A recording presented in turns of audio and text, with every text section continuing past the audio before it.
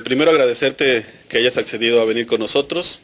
Estamos tratando de hacer un ejercicio para que nuestro público tenga la presencia de todos los candidatos.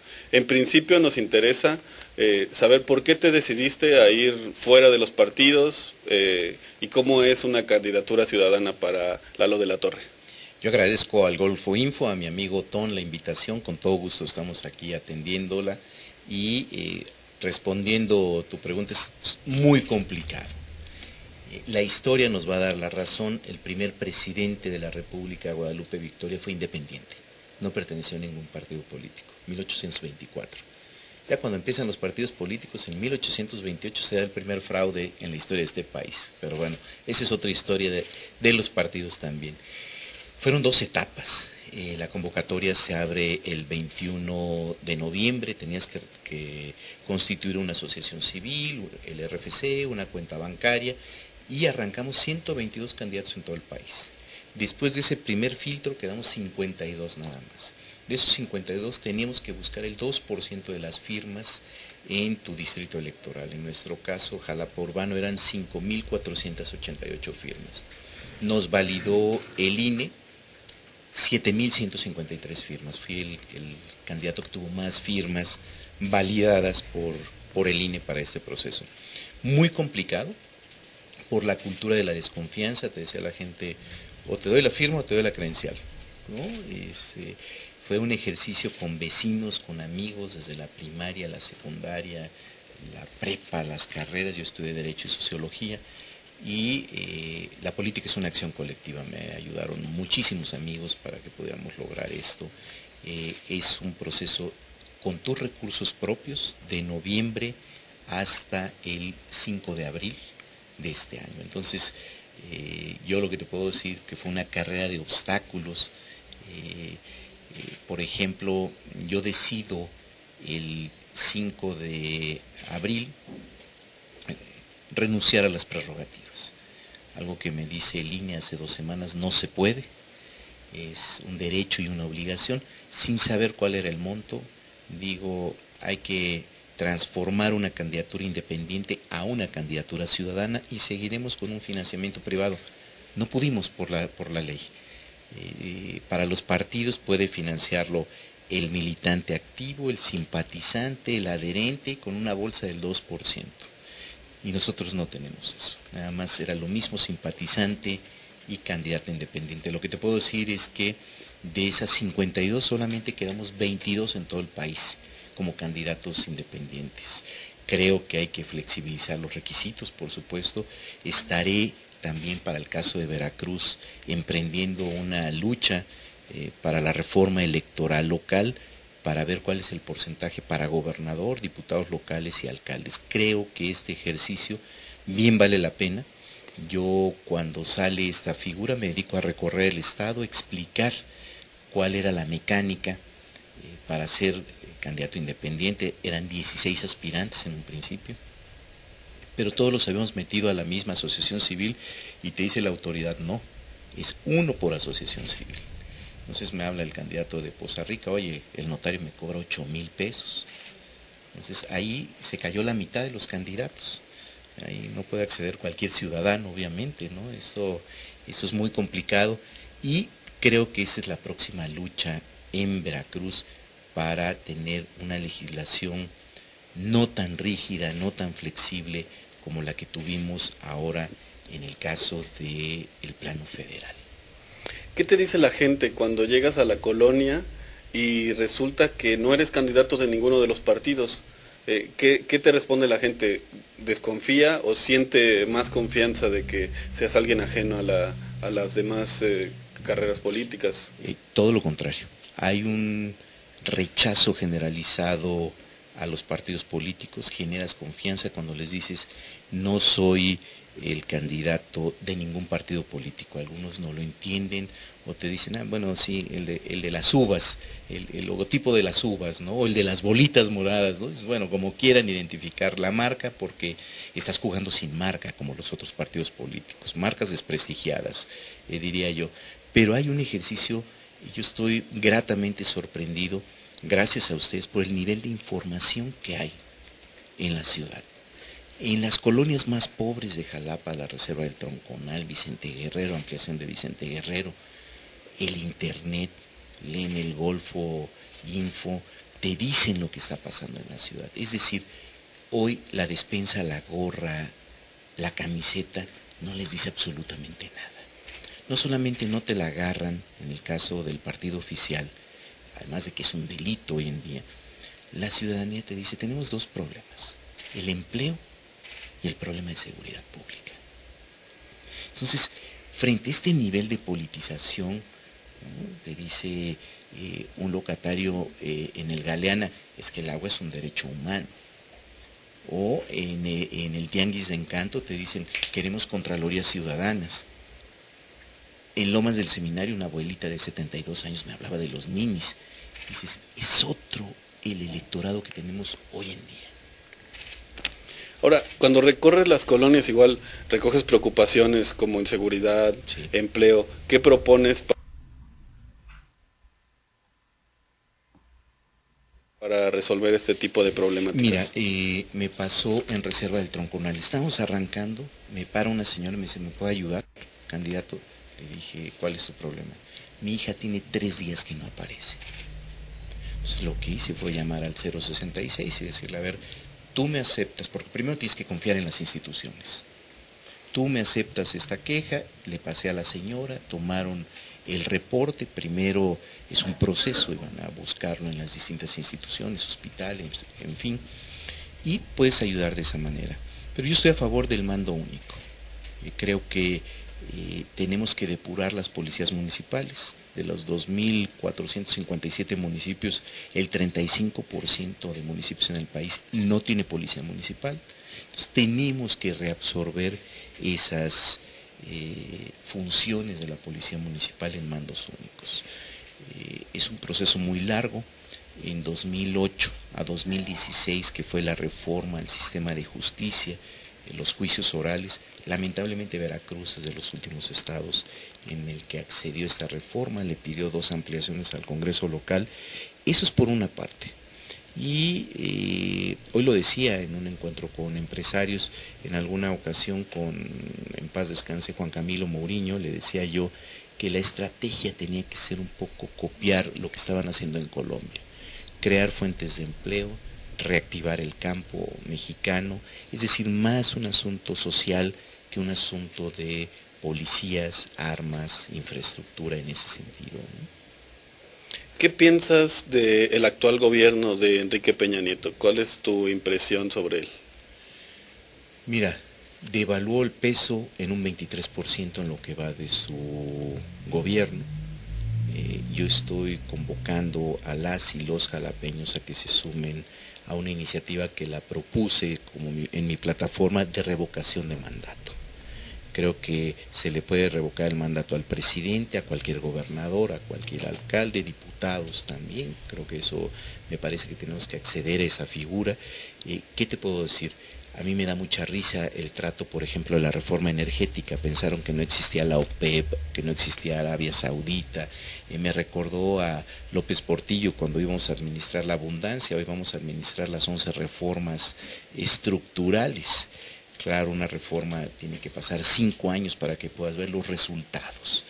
Y yo lo que te podría decir, hay una legitimidad con la que gana, una votación amplia, mucho más que la que tuvo Ernesto Zedillo en 1994, pero tienes problemas de complicidades, de corrupción, esto de la Casa Blanca, esto de la casa de Malinalco, de su secretario de Hacienda, es como la mayor molestia que tiene la ciudadanía, ¿no?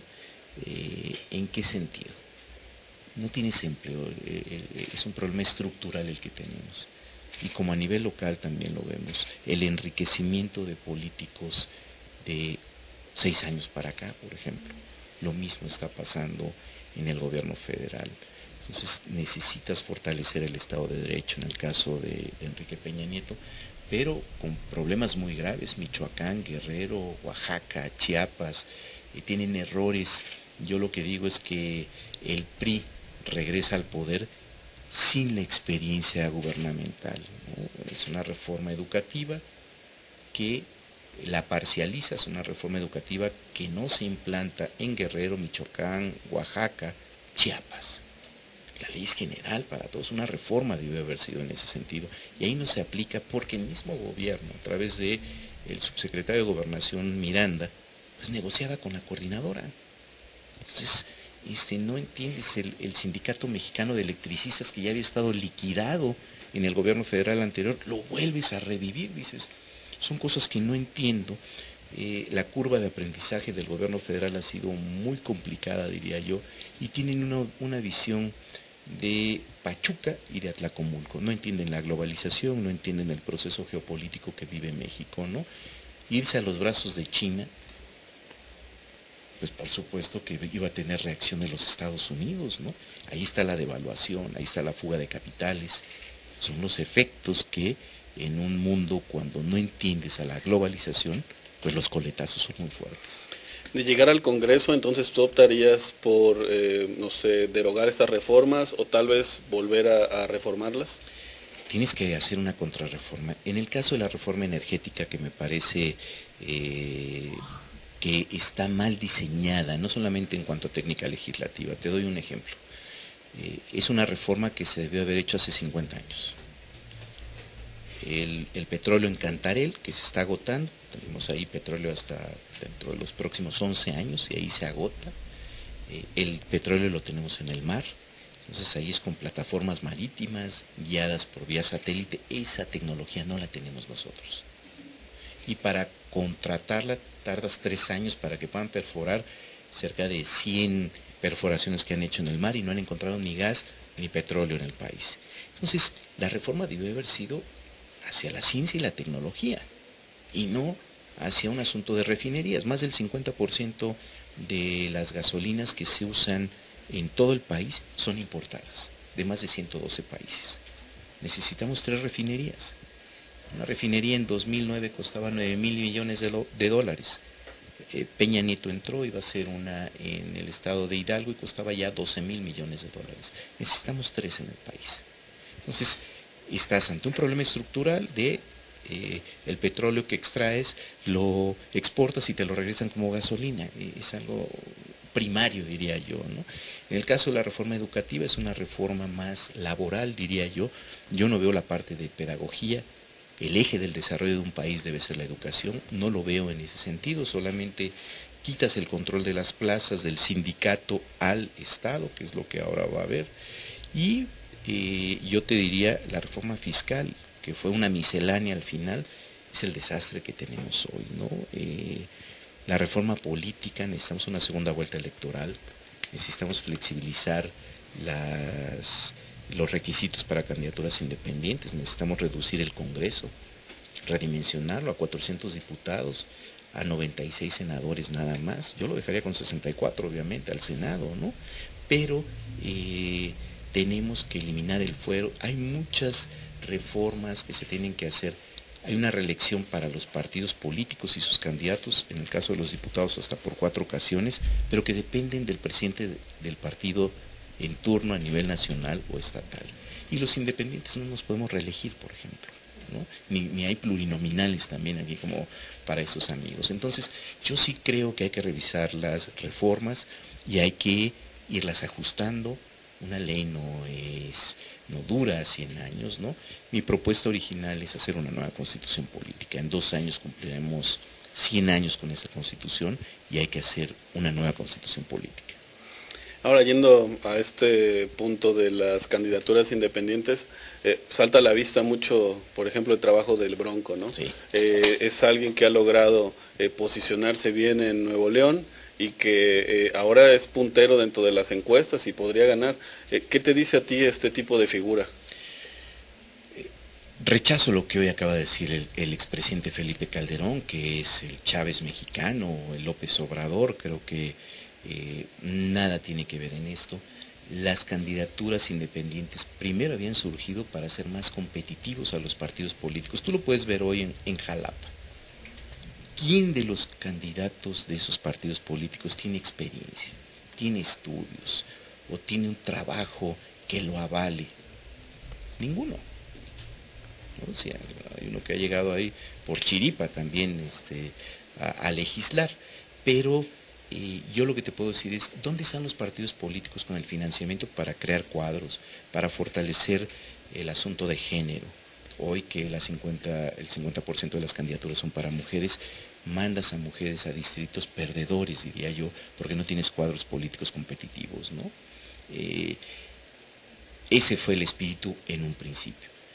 Pero Ayotzinapa, la crisis moral que vive México hoy y el desempeño de Acción Nacional en el gobierno federal o del PRD en Guerrero, te ubica, y esa es la fortaleza de las candidaturas independientes, a que la gente te dice un cliché: todos son iguales.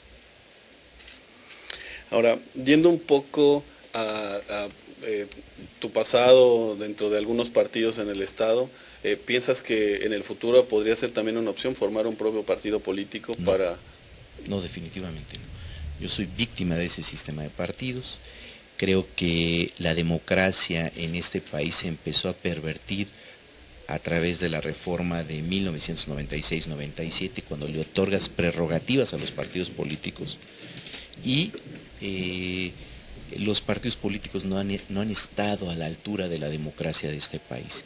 Tienen una misma cultura política: corrupción, nepotismo, patrimonialismo, antidemocracia y un alto autoritarismo interno, ¿no? Y violación de la ley también.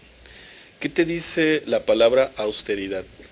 ¿Piensas que es un buen estandarte moral o que podría ser una nueva forma de administrar las funciones del gobierno? Bueno, Benito Juárez nos enseñó lo que debió haber sido un presidente austero, ¿no? Yo te pongo el ejemplo de Adolfo Ruiz Cortines, por ejemplo, en el caso veracruzano magnífico, o del exgobernador Rafael Murillo Vidal. ¿Por qué podemos hablar del pasado de estos expriistas y podernos expresar bien? Eso era, ¿dónde se perdió el rumbo? Yo creo, esa es la pregunta más pertinente a lo que me estás diciendo, ¿no? Ese era el estándar del político. Tú estabas en el gobierno y era algo que te prestigiaba estar en el gobierno. Hoy eres señalado. Imagínate, alguien que vendía bolovanes ahí en Tampico y Ciudad Madero, y que después vendía celulares, y hoy es uno de los millonarios en Veracruz, un funcionario, un secretario de despacho.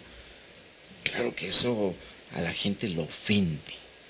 Y hoy la política, como la hemos visto a nivel federal y a nivel estatal, pues eres señalado de corrupto, ¿no? No eres señalado de honesto. Yo he dirigido partidos políticos y me jacto de decir, eso sí, he dirigido partidos políticos, me he conducido, por supuesto, con democracia. Antes de que estuviera de moda la transparencia y la rendición de cuentas, yo ya lo había ejercido, con honestidad además, ¿no? Que eso es lo que no se puede ver aquí. Yo escribía en un periódico local y narré qué se hizo con las prerrogativas de los dos partidos que dirigí. He sido el único dirigente a nivel nacional que lo ha transparentado.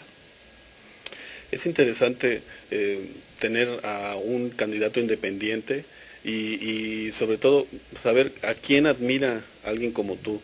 ¿Tienes algún personaje o figura pública que te pueda hacer alguna referencia, inclusive en estos momentos, ¿no? Que bueno, yo tengo dos maestros en política.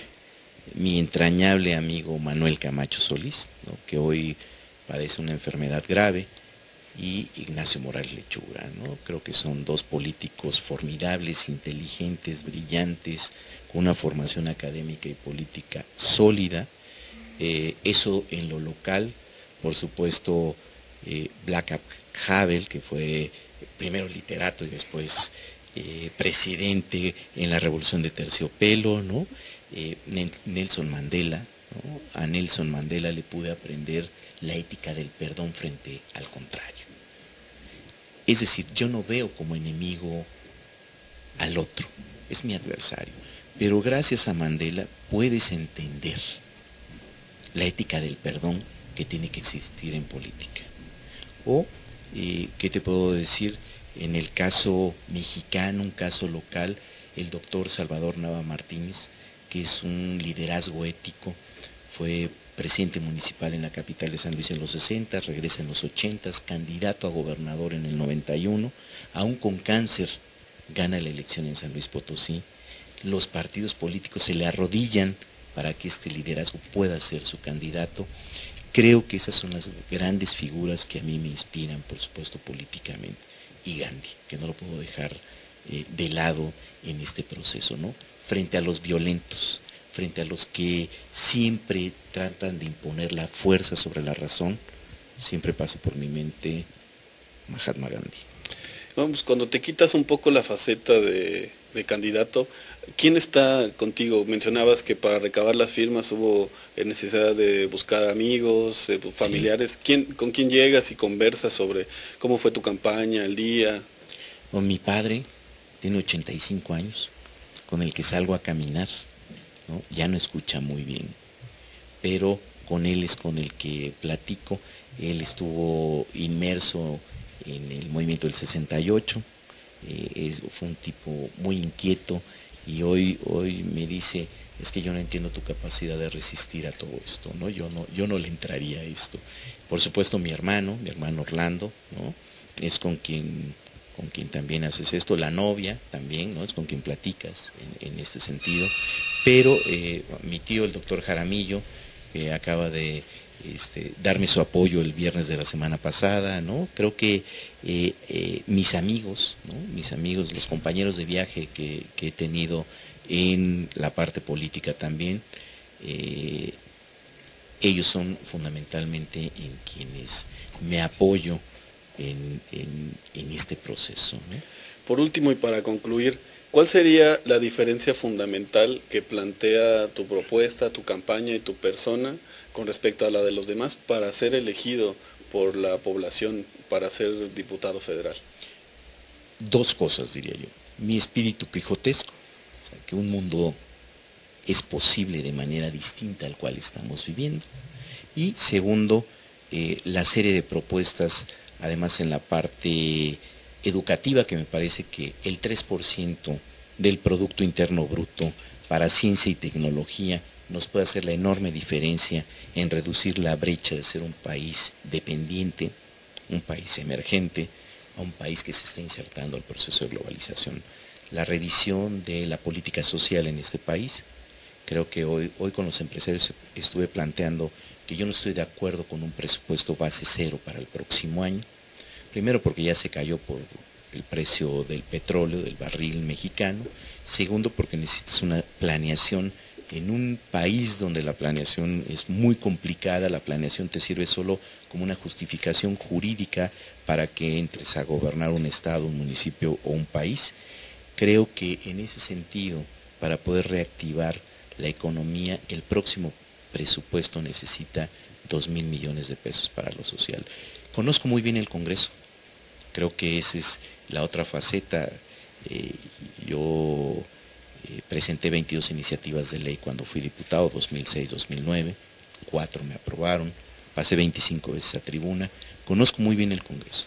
Y la garantía es que soy el único opositor en el Distrito 10 y el único que puede ser contrapeso al presidente de la República. Te agradecemos mucho la visita y las puertas quedan abiertas para tener un encuentro antes del día de la elección. Será un placer volverlos a ver.